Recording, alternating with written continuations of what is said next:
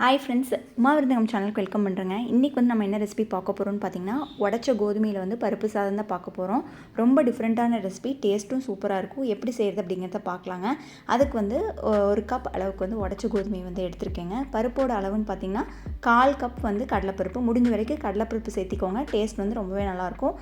இதை வந்து நல்லா 2-3 தடவை கழுவிட்டு நம்ம செய்கிறதுக்கு அரை மணி நேரத்துக்கு முன்னாடியே ஊற வச்சுக்கலாங்க. எந்த அளவுக்கு ஊறுதோ அந்த அளவுக்கு வந்து இந்த சாதம் வந்து அவ்வளோ சாஃப்டாக சூப்பராக இருக்கும். நான் முதல்லையே ஊற வச்சுட்டேங்க. தாளிக்கிறதுக்கு அரை மணி நேரத்துக்கு முன்னாடியே.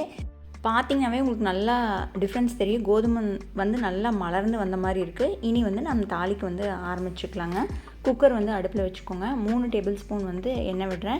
தேங்காய் எண்ணெய் விடுறதுக்கு பிடிக்கும்னா நீங்கள் தேங்காய் எண்ணெய் விட்டுக்கலாம். நான் வந்து கடலை எண்ணெய் தான் யூஸ் பண்ணுறேன். எண்ணெய் காஞ்சோன்னா கடுகு போட்டுக்கலாங்க.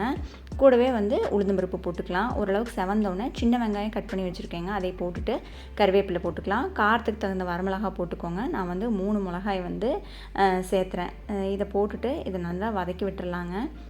பூண்டு போடுறதுனால நம்ம போட்டுக்கலாங்க. வெங்காயம் வதங்கும் போதே நம்ம பூண்டும் சேர்த்திக்கலாம். பச்சை மிளகாயுடைய ஃப்ளேவர் பிடிக்கும்னாலும் நம்ம வரமிளகாய்க்கு பதிலாக பச்சை மிளகாய் வந்து மாற்றிக்கலாம். அதுவும் நல்லாயிருக்கும். நான் வந்து 2 தக்காளி வந்து கட் பண்ணி வச்சுருக்கிறேன். அதையும் உள்ளே சேர்த்திட்டு நல்லா வதக்கி விடலாங்க. தக்காளி வதங்கும் போது லேசாக உப்பு போட்டுட்டிங்க அப்படின்னா தக்காளி வந்து நமக்கு ஈஸியாக மசிஞ்சு வந்துடும். இதையும் போட்டுட்டு நல்லா கிளறி விட்டுறலாங்க. இந்த ரெசிபி பார்த்திங்கன்னா நமக்கு வந்து ரொம்ப டிஃப்ரெண்ட்டான டேஸ்ட் கொடுக்கும்.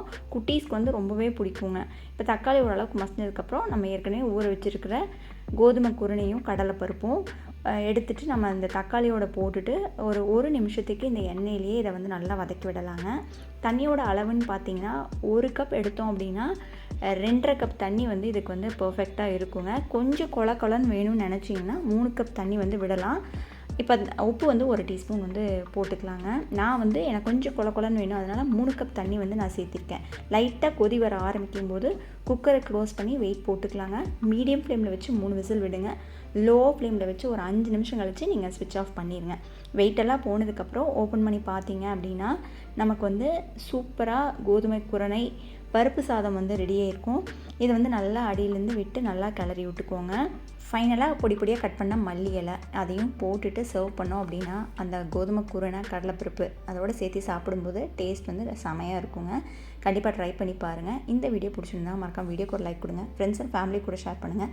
நீங்கள் இது வரைக்கும் உமா விருந்தகம் சேனல் சப்ஸ்கிரைப் பண்ணாமல் இருந்தீங்கன்னா சப்ஸ்கிரைப் பண்ணிக்கோங்க. தேங்க்யூ.